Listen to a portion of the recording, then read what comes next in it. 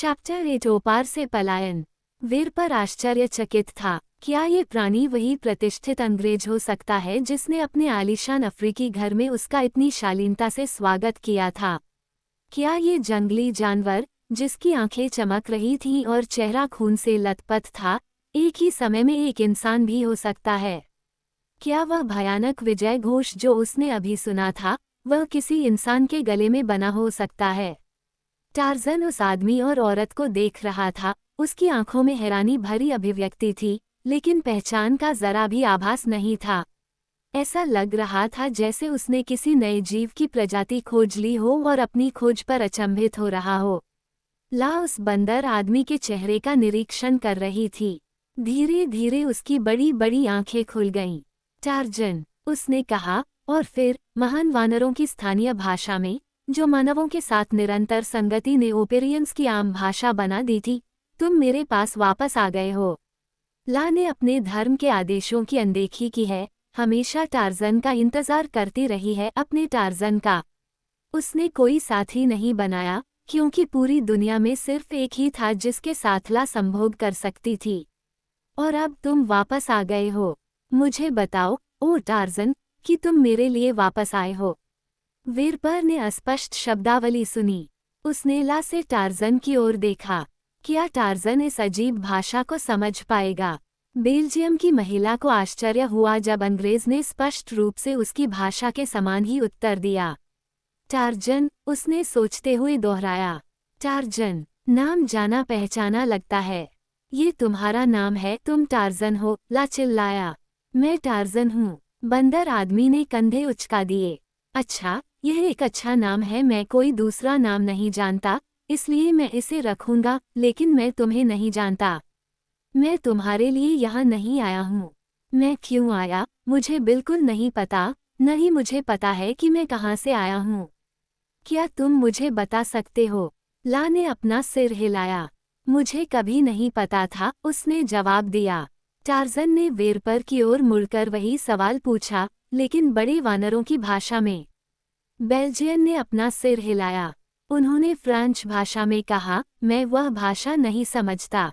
बिना किसी प्रयास के, और जाहिर तौर पर यह महसूस किए बिना कि उसने बदलाव किया है, टार्ज़न ने अपना सवाल फ्रेंच में दोहराया।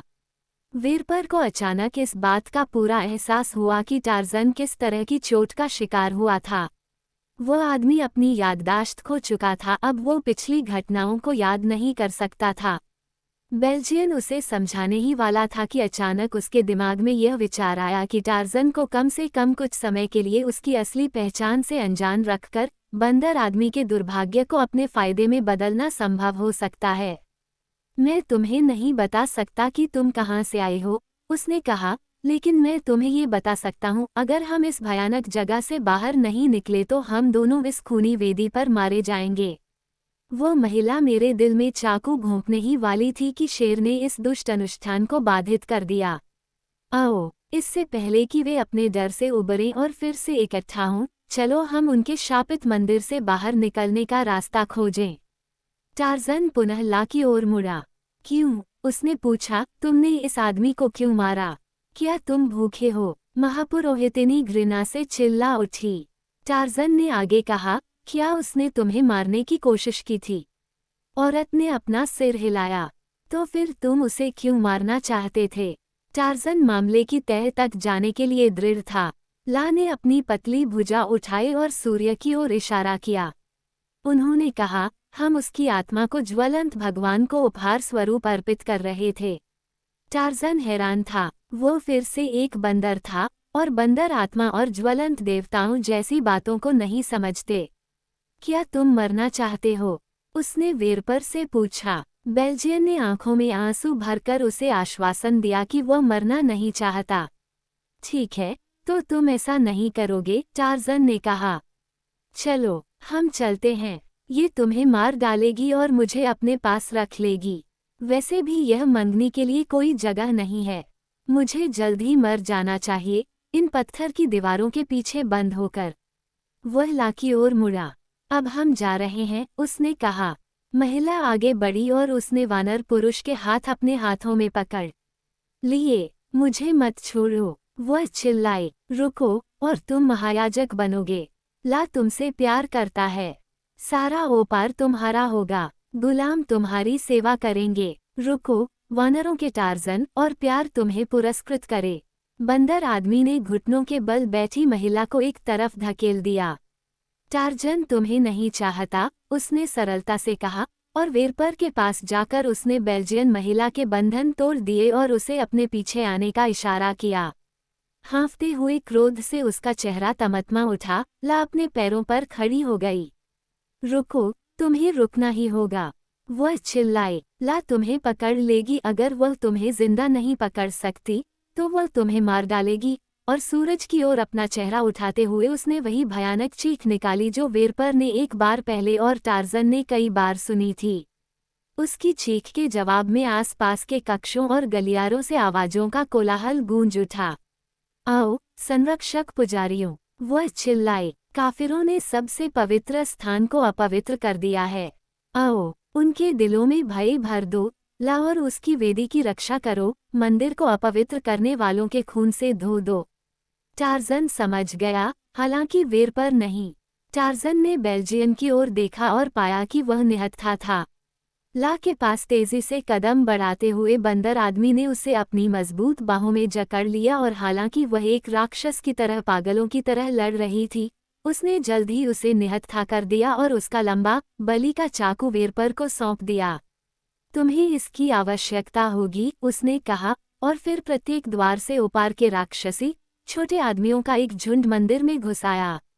वे डंडों और चाकुओं से लैस थे, और कट्टर घृणा और उन्माद से उनका साहस मजबूत था। वेरपर भयभीत था। टार्जन गर्व से घृणा करते हुए दुश्मन को देख रहा था।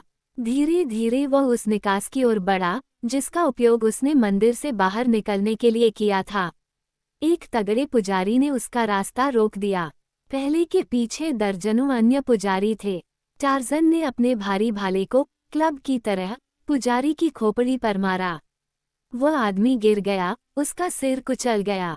टार्जन के धीरे धीरे दरवाजे की ओर बढ़ने पर बार बार हथियार गिरता रहा। वेरपर पीछे से आकर पीछे की ओर देखता रहा, पीछे की ओर देख रहा था, चीखता चिल्लाता, नाचता गाता भीड़ उनके पीछे खड़ी थी। उसने बलि का चाकू तैयार रखा था ताकि जो भी उसकी पहुंच में आए उसे मार सके, लेकिन कोई नहीं आया। कुछ समय के लिए उसे आश्चर्य हुआ कि वे इतने बहादुरी से विशालकाय बंदर आदमी से लड़ रहे हैं, फिर भी उस पर हमला करने से कतराते हैं, जो अपेक्षाकृत इतना कमजोर था। अगर उन्होंने ऐसा किया होता तो वह जानता था कि वो पहले हमले में ही गिर गया होगा। टार्जन उन सभी की लाशों के ऊपर से दरवाजे तक पहुंच गया था, जो उसके रास्ते में खड़े थे, इससे पहले कि वेरपर को उसकी छूट का कारण पता चलता। पुजारियों को बलि के चाकू से डर लगता था। अगर वे अपनी उच्च पुजारिन और उसकी वेदी की रक्षा करते हुए मौत का सामना करते तो वे खुशी खुशी उसका स्वागत करते, लेकिन जाहिर तौर पर मौतें ही मौतें थीं।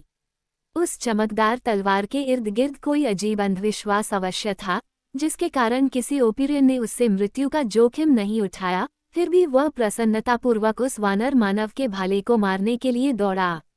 मंदिर प्रांगण से बाहर आकर वेरपर ने अपनी खोज के बारे में टार्जन को बताया। बंदर आदमी मुस्कुराया और रत्नजड़ित और पवित्र हथियार लहराते हुए वेरपर को अपने आगे जाने दिया। आंधी के सामने पत्ते की तरह ओपिरियन सभी दिशाओं में बिखर गए और टार्जन और बेल्जियन ने प्राचीन मंदिर के गलियारों और कक्षों से होकर एक स्पष्ट रास्ता खोज लिया। बेल्जियम के व्यक्ति की आंखें खुली की खुली रह गईं जब वे ठोस सोने के साथ खंभों वाले कमरे से गुजरे। बुरी तरह से छुपे लालच के साथ उसने लगभग हर कमरे की दीवारों और कई गलियारों के किनारों पर लगी सदियों पुरानी सोने की पट्टियों को देखा। बंदर आदमी को ये सारी दौलत कुछ भी नहीं लगी। दोनों आगे बढ़े, संयोग से वे उस चौड़ी गली की ओर बढ़ गए जो आधी अधूरी इमारतों के आलीशान ढेरों और शहर की भीतरी दीवार के बीच थी। बड़े बड़े वानरों ने उन पर चिल्लाना और उन्हें धमकाना शुरू कर दिया, लेकिन टार्जन ने उन्हें उनके ही तरीके से जवाब दिया, ताना के बदले ताना, अपमान के बदले अपमान, चुनौती के बदले चुनौती। वेरपर ने देखा कि एक बालदार बैल टूटे हुए स्तंभ से नीचे उतरा और अकड़ते हुए पैरों और बालों से लथपथ नंगे विशालकाय की ओर बढ़ा। पीले नुकीले दांत बाहर निकले हुए थे। गुस्से से भरी घुरघुराहट और भौंकने की आवाज़ें मोटे और लटकते होंठों से धमकाने वाली आवाज़ में निकल रही थीं। बेल्जियन ने अपने साथी को देखा। उसे ये देखकर बहुत डर लगा कि वह आदमी इतना झुक गया कि उसके बंद पाँव जमीन पर टिक गए, जैसे कि मानव के थे। उसने उसे चक्कर लगाते हुए बंदर के चारों ओर अकड़ते हुए पैरों के साथ चक्कर लगाते देखा। उसने इंसान के गले से वही पाश्विक भौंकने और गुर्राने की आवाज़ें सुनी जो जानवर के मुंह से आ रही थीं। अगर उसकी आंखें बंद होती तो वह नहीं जान पाता कि दो विशालकाय बंदर लड़ाई के लिए तैयार थे। लेकिन कोई लड़ाई नहीं हुई। ये जंगल में होने वाली अधिकांश मुठभेड़ों की तरह ही समाप्त हुआ। एक शेखी बघारने वाला अपना धैर्य खो देता है और अचानक उड़ते हुए पत्ते, एक भरिंगिया उसके बालों वाले पेट पर जू में दिलचस्पी लेने लगता है। इस मामले में यह मानवरूपी प्राणी था जो एक दुखी कैटरपिलर का निरीक्षण करने के लिए कठोर गरिमा के साथ पीछे हट गया, जिसे उसने तुरंत निगल लिया। एक पल के लिए टार्ज़न तर्क को आगे बढ़ाने के लिए इच्छुक लग रहा था। वह उग्र रूप से आगे बढ़ा, अपनी छाती को बाहर निकाला, दहाड़ लगाए और बैल के करीब पहुंच गया। आखिरकार वेरपर ने उसे बड़ी मुश्किल से राजी किया कि वह अकेला ही चले जाए और सूर्य उपासकों के प्राचीन शहर से अपना रास्ता जारी रखे। दोनों ने करीब 1 घंटे तक खोजबीन की, फिर उन्हें भीतरी दीवार से होकर निकलने का संकरा रास्ता मिला। वहां से एक घिसा पिटा रास्ता उन्हें बाहरी किलेबंदी से आगे ओपार की सुनसान घाटी में ले गया। वेरपर के अनुसार टार्ज़न को इस बात का बिल्कुल भी अंदाज़ा नहीं था कि वह कहाँ है या कहाँ से आया है। वह इधर उधर भटकता रहता था, खाने की तलाश में, जिसे वह छोटी छोटी चट्टानों के नीचे या ज़मीन पर बिखरी झाड़ियों की छाया में छिपा हुआ पाता था। बेल्जियन अपने साथी के घृणित मेनू से भयभीत था। भरिंग, कृंतक और कैटरपिलर को बड़े चाव से खाया जा रहा था। टार्ज़न वास्तव में फिर से एक बंदर था। अंततः वेरपर अपने साथी को घाटी की उत्तर पश्चिमी सीमा को चिन्हित करने वाली दूरवर्ती पहाड़ियों की ओर ले जाने में सफल हो गया और दोनों मिलकर ग्रास्टोक बंगले की दिशा में चल पड़े। यह अनुमान लगाना कठिन है कि किस उद्देश्य से उस बेल्जियन ने अपने विश्वासघात और लालच के शिकार को उसके पूर्व घर की ओर वापस ले जाने के लिए प्रेरित किया, सिवाय इसके कि टार्ज़न के बिना टार्ज़न की पत्नी के लिए कोई फिरौती नहीं हो सकती थी। उस रात उन्होंने पहाड़ियों के पार घाटी में डेरा डाला और जब वे एक छोटी सी आग के सामने बैठे, जिसमें एक जंगली सुअर पक रहा था, जो टार्ज़न के तीर से मारा गया था, तो वह कल्पना में खोया हुआ बैठा था। ऐसा लग रहा था कि वह लगातार किसी मानसिक छवि को समझने की कोशिश कर रहा था, जो लगातार उसे चकमा दे रही थी। अंत में उसने अपनी बगल में लटकी चमड़े की थैली खोली। उसमें से उसने अपनी हथेली में बहुत सारे चमकते हुए रत्न डाले। उन पर पड़ने वाली आग की रोशनी से बहुत सारी चमकीली किरणें पैदा हुईं, और जब बेल्जियन की चौड़ी आंखें मंत्रमुग्धा होकर उसे देख रही थीं, तो उस आदमी के चेहरे पर आखिरकार एक ठोस मकसद साफ झलक रहा था कि वो बंदर आदमी की संगति में शामिल होना चाहता है।